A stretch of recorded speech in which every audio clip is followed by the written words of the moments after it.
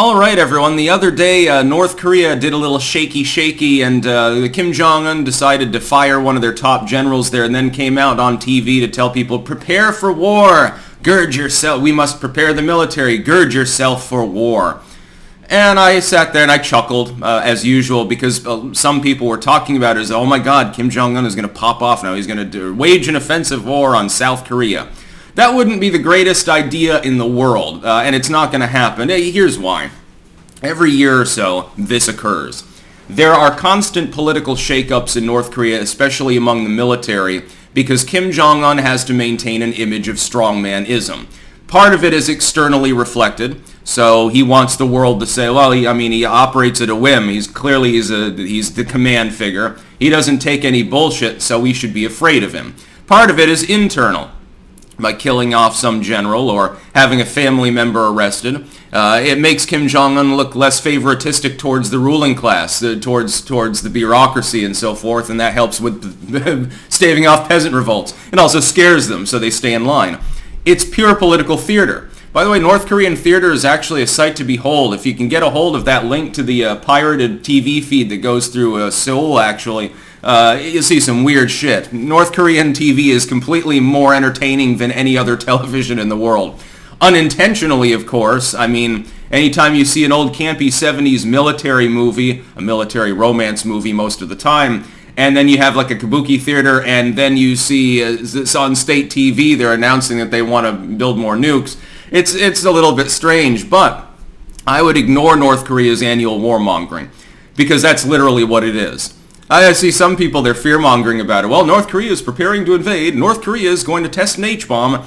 Their last H-bomb turns out probably not to really be an H-bomb at all. It was probably more on the order of the Pakistanis' weapons. So it's a large version atomic weapon. You can't put it in a missile. I don't think they have the missile tech for that, although they've gotten fairly good at it. They do have long-range missiles. They also have the No-Dong missile, which is the most hilariously named military weapon ever and conceived in the existence of mankind.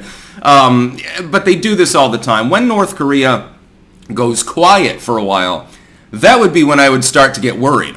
If North Korea were just, everything's calm, and they're not engaging in diplomacy, so not the kind of quiet that we saw for a couple of years under Trump. He did his state visit. They did some fiery bants, and then he visits North Korea, the DMZ, waltzes into North Korea, they have dinner and shit. If they're quiet while diplomacy is being conducted, while conversations are going on, well, then everything's calm and peaceful, and that's fine. If they suddenly go silent for a couple months, don't threaten anyone, but they're also not talking to anyone, that's when I would be worried.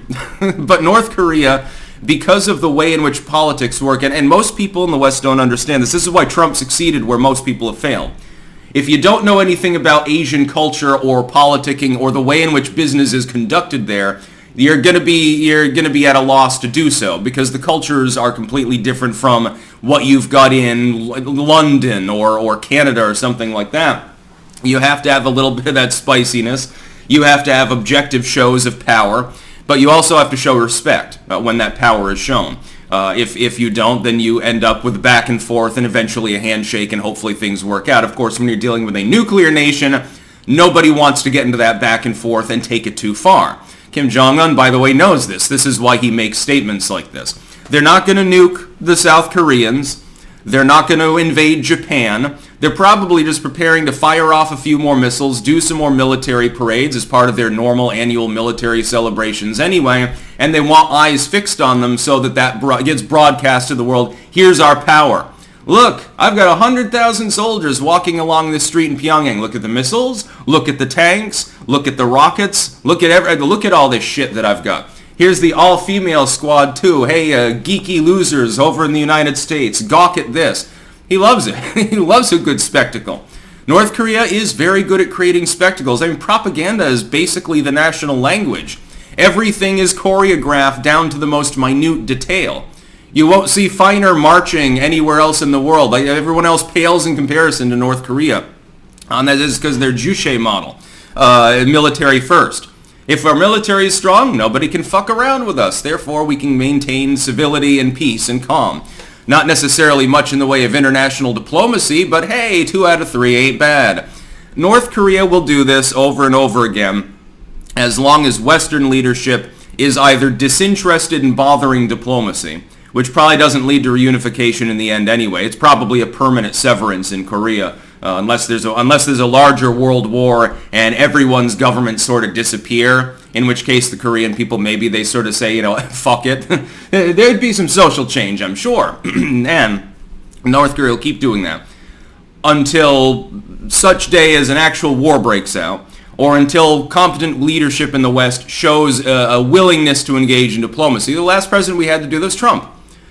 By the way, Trump very wisely got things started between the DPRK and ROK and let them take the fore. When Trump partially withdrew from talking to North Korea, other people said it was an admission of failure. I praised it.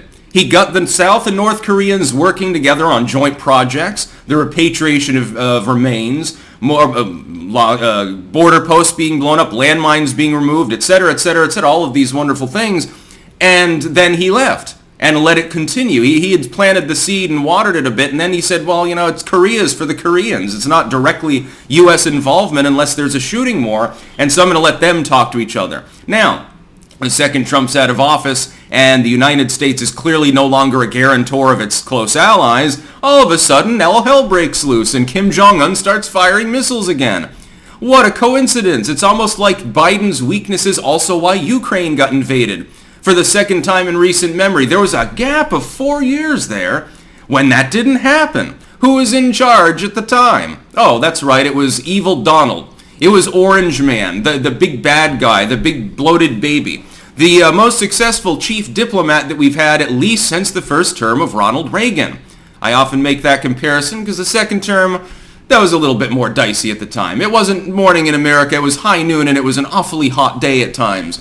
North Korea can warmonger if it wants. In the end, it is, I hate to use the cliche term from the 2000s and early 2010s, it is bellicose rhetoric, I believe was the terminology employed at the time.